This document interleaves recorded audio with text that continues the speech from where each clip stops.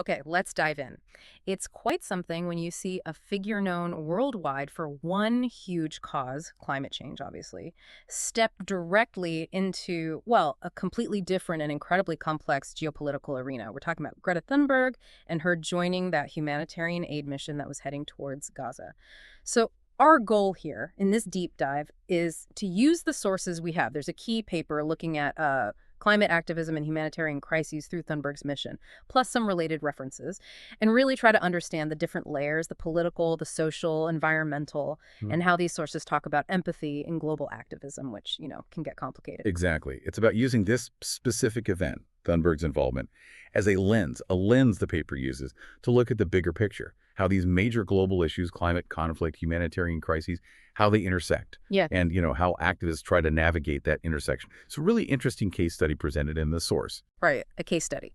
So maybe let's start with the event itself. Just lay out the facts as presented in the sources we've got. The basic facts seem simple enough. Greta Thunberg joined an aid mission down for Gaza. Yeah, and the references fill in some details there.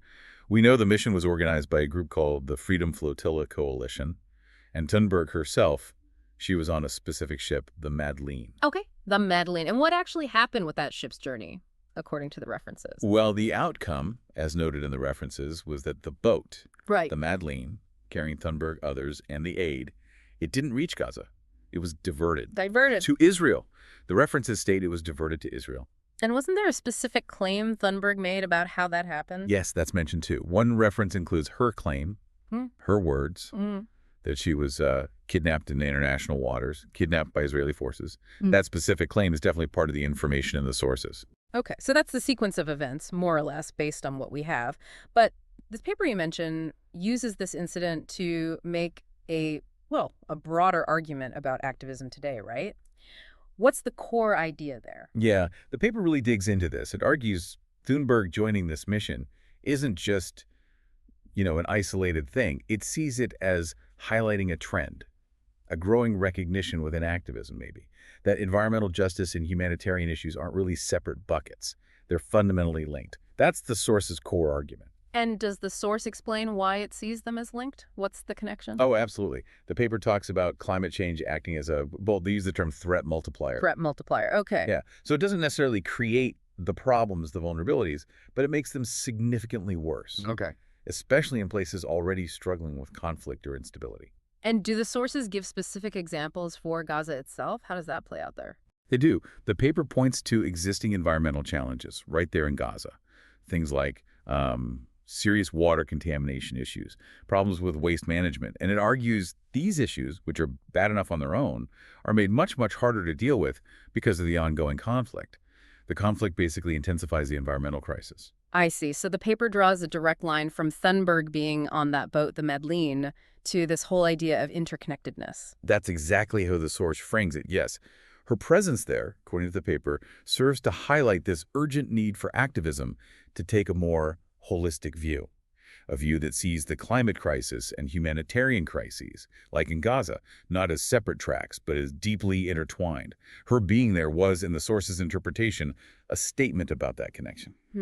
And this connects to something else the sources really explore, which I find quite thought-provoking, this idea of the politics of empathy. Yeah. We often think empathy is just good. Right, it drives people to act, but the sources suggest it's more complex than that. They really do. The paper acknowledges empathy as a powerful, maybe essential motivator for activists. But it also gets into how tricky it can be, especially when you're dealing with these really charged geopolitical situations. The source even calls empathy a potential double-edged sword. Double-edged sword. That sounds potentially problematic. How does the source apply that idea to Thunberg's mission specifically? Well, her journey becomes the illustration. The source notes that her decision, her actions, they prompted really strong but very different reactions. On one hand, a lot of admiration, support. On the other, significant criticism. And that division, that split reaction, that's the double edge the source is talking about. So the empathy that drove her action. Yeah, it galvanized support, drew attention. But in that specific political context, it also triggered backlash, negative interpretations. Exactly.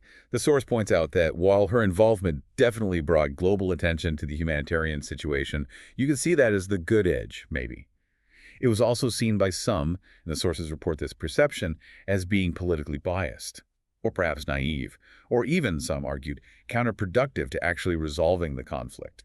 So this same act, fueled by empathy, gets interpreted in completely opposite ways depending on who's looking. Precisely, which leads to the source's broader point about empathy and activism. Which is, what's the conclusion the source draws? The argument in the paper is essentially that empathy, while vital, isn't enough by itself. It needs to be combined with, or perhaps tempered by, a really solid understanding of the geopolitical realities, the complexities on the ground.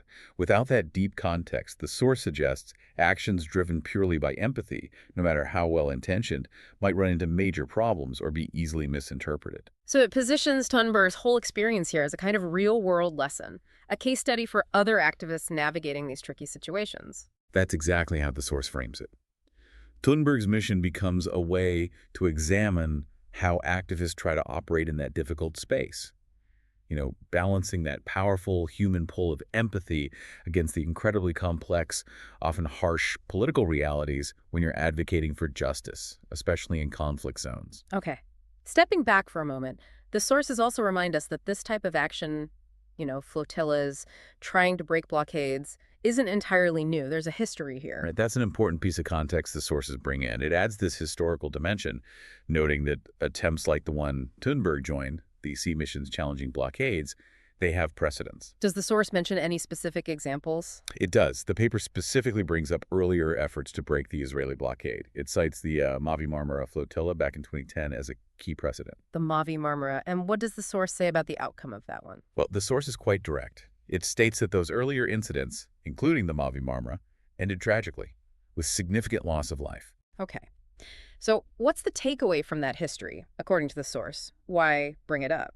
The paper uses these tragic precedents, essentially, to underline the very real dangers involved in these kinds of direct actions. It emphasizes the need for extremely careful planning or consideration of all potential consequences before undertaking missions like this, especially in such volatile, high-stakes environments. And putting Thunberg's mission in that historical context helps us understand what more clearly? Well, connecting her journey to that history helps us grasp the wider implications, maybe, and the severity of the challenges activists can face. It shows the risks aren't just theoretical. They're known risks with tragic historical outcomes. It adds, I suppose, a layer of gravity when you analyze her mission and the reactions to it. Okay. So bringing all these threads together, the event itself, the climate conflict link the source highlights, the whole complexity around empathy, the historical background. Why is digging into these sources like this relevant for you listening to us now? What's the point? Well, I think exploring this material does a few things. For one, it really illuminates something crucial about our world today, how these huge global issues we often think about separately, like climate change and these intense regional conflicts, are increasingly seen, certainly by the thinkers in these sources and by activists, as fundamentally connected. You almost can't understand one fully without considering the other anymore. Right, and it gives us a very concrete example of activism hitting, well, real-world friction, doesn't it? Absolutely. It's a detailed case study. It shows what can happen when activism moves from, say, general advocacy into these incredibly complex, highly sensitive geopolitical zones. It takes it out of the realm of theory and into practical challenges, reactions, consequences. And it definitely makes you think more deeply about empathy, that powerful human driver. It really does. It encourages you, the listener, to consider the nuances. How potent empathy is, yes, but also how difficult it can be to translate that feeling into effective or even universally well-received action, especially when dealing with crises far away or situations that are deeply politicized where different people have vastly different views.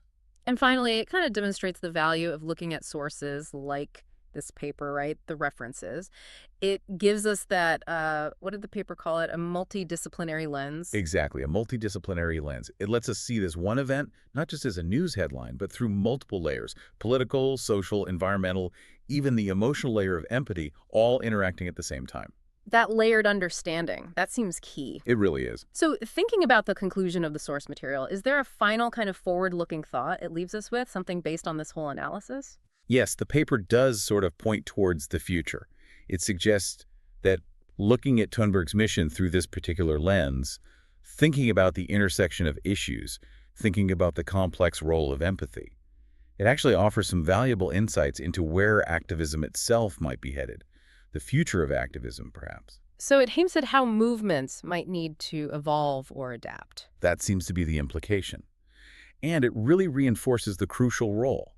Complicated, yes, Hmm? but crucial, that empathy is likely to keep playing in how the world responds, or doesn't respond, to major crises. It leaves you kind of pondering, how do we best channel that powerful human drive, empathy, effectively and wisely in a world that just keeps getting more complex and interconnected? Definitely something to keep thinking about. Well, thank you for joining us to unpack all of that from the sources. Thanks for having me. It was interesting to discuss. We'll catch you on the next Deep Dive.